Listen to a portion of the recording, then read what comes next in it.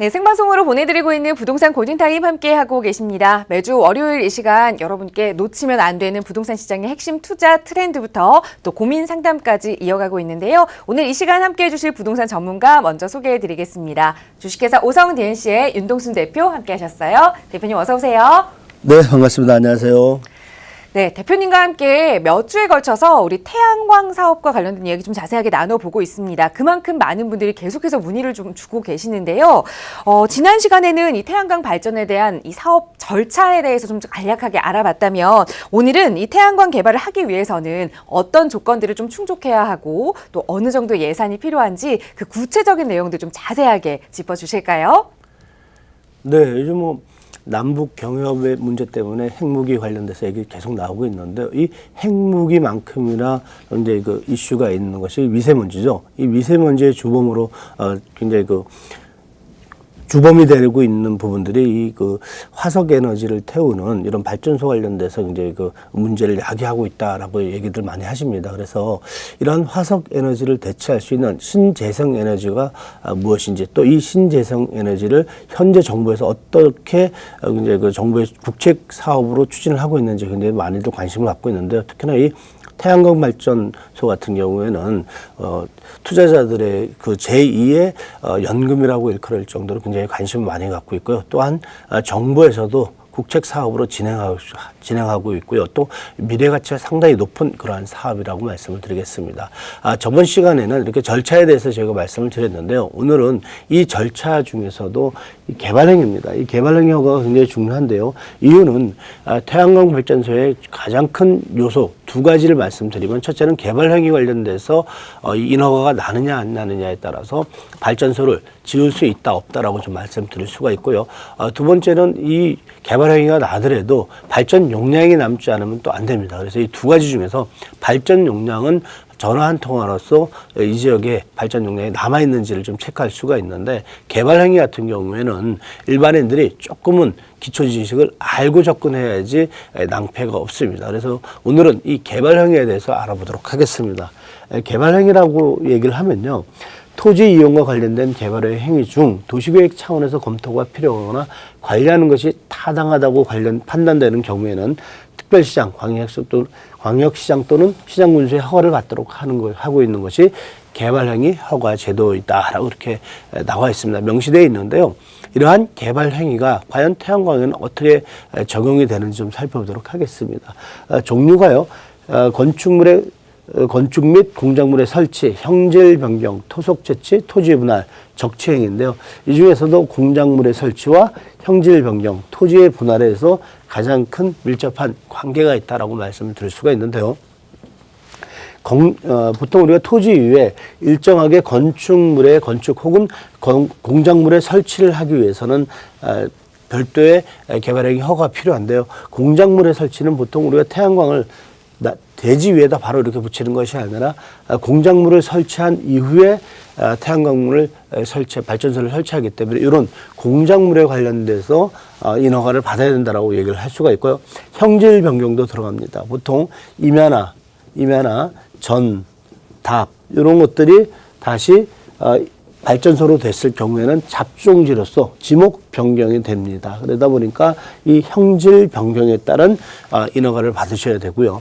여기에 토속 채취는 거의 안 들어가는데 산을 어느 정도 절개해서 토속을 채취해야 되는 경우가 있다라면 별도로 들어간다라고 말씀드릴 수가 있습니다. 여기에요. 토지 분할입니다. 보통 토지가 10,000평, 20,000평 대규모의 토지가 들어갔을 경우에는 여러 사람이 이렇게 쪼개서 투자하는 경우가 많습니다. 그러다 보니까 이렇게 토지의 분할, 보통 우리가 500평 단위로 이렇게 분할을 하는데요. 이런 분할과 더불어서 내부에 진입할 수 있는 도로 분할도 마찬가지로 들어간다라고 보면 됩니다. 그래서 총 세 가지죠. 공작물의 설치와 형질 변경과 토지 분할, 이 세 가지가 아무래도 태양광 발전 허가의 가장 큰 개발행위 주된 목적이다라고 이렇게 보시면 될 것 같고요. 여기에 절차를 좀 말씀드리면은 신청서를 제출하고요. 개발행위 허가에 대한 기준 검토 이렇게 하는데요. 보통 우리가 신청서를 제출할 때 플러스가 있습니다. 태양광 같은 경우에는 태양광 발전 허가가 별도로 필요합니다. 그래서 발전 허가가 추가가 되는 것이 보통 우리가 기본 일반 개발행위 허가가 틀린 것은 이 발전 허가가 같이 들어가야 된다라고 말씀드릴 수가 있고요. 도시군 계획 사업자의 의견 충치 및 관련 그래서 인허가에 대한 절차가 필요하다라고 얘기를 하고 할 수가 있고요. 허가의 불허가 조건부 허가에 대한 처분이 있는데요. 요즘 이러한 부분들에서 더불어서 보통 군이나 시군구에서 한 가지 또 필요한 서류가 있는데 바로 이런 민원 동의서입니다. 그래서 민원에 대한 동의서가 별도로 들어가야 되는 것이 굉장히 많습니다. 그래서 첫 번째는 발전 허가 서류, 두 번째는 민원 동의서가 필요하다라고 이렇게 말씀을 드리겠습니다. 여기에요. 허가시 이행보증금 예치에 대한 부분이 있는데 보통 우리가 보험증권을 꺼내서 이렇게 할 수 있는 부분이 있고요. 예치금을 좀 납부해야 된다라고 말씀드리고요. 개발행위에 대한 부분의 뜻은 개발행위자가 직접 해야 되는 부분이고요. 여기에 의제사항 준공협의인데 플러스 전기 부분에 대해서도 별도의 검사를 해야 된다는 것이 이 세 가지가 일반 우리가 개발행위 하는 것과 조금 더 틀린 점이다라고 좀 말씀을 드리겠습니다. 관련 서류 좀 보시면요. 신청서, 개발행위 허가 신청서 내실 때 개발행위에 대한 허가 신청서 또한 토지 소유권 또는 사용권에 대한 증명서류 보통 우리가 태양광 발전소 같은 경우에는 내 토지 위에다 하는 경우도 많지만 타인의 토지 위에 임대료를 내고 하는 경우도 상당히 많습니다. 그래서 이러한 경우에는 토지 사용 동의서가 필요하다라고 말씀드릴 수가 있고요. 배치도 및 공사 또는 사업 관련 도서 이렇게 하는데요. 보통 우리가 이 배치도 같은 경우에는 전기시설에 대한 배치도도 같이 들어가고요. 전기시설물 관련돼서 공작물에 대한 배치도도 들어간다 이렇게 보시면 될 것 같습니다. 여기에 공작물 설치 관련돼서 설계도서 하는데요. 요때 요즘 굉장히 중요한 게 배수로 문제가 상당히 중요합니다. 그래서 이 배수로 문제도 이 공작물을 설치하실 때 보셔야 되는데 태양광 발전소가 1, 2년 내로 끝나는 것이 아니라 보통 한 20년 이상 장기적인 안목을 갖고 투자를 하셔야 되는데요. 가장 큰 사고가 나는 경우가 바로 이 배수로 문제입니다. 보통 우리가 자연환경 재해 관련돼서 여러 가지 얘기를 하는데 지진 같은 경우는 어쩔 수 없다 그래도 일반적으로 많은 폭우가 쏟아졌을 때 토지에 토사의 뒤틀림이 일어날 수가 있고요. 이러한 상황 때문에 보통 우리가 배수로 문제를 가장 크게 생각한다라고 좀 보시면 될 것 같습니다. 여기요. 건축물의 용도 및 규모 기재서를 하셔야 되고요. 전기실 관련돼서도 충분히 검토를 하셔야 되고요. 전기실 문제가 굉장히 중요하다고 말씀을 드리겠습니다. 여기요. 대체 또는 새로이 설치할 공공시설의 종류 도면 이런 부분들은 이제 유해 방지, 환경 오염 방지, 또 경관 조경 이런 것들도 들어가는데요.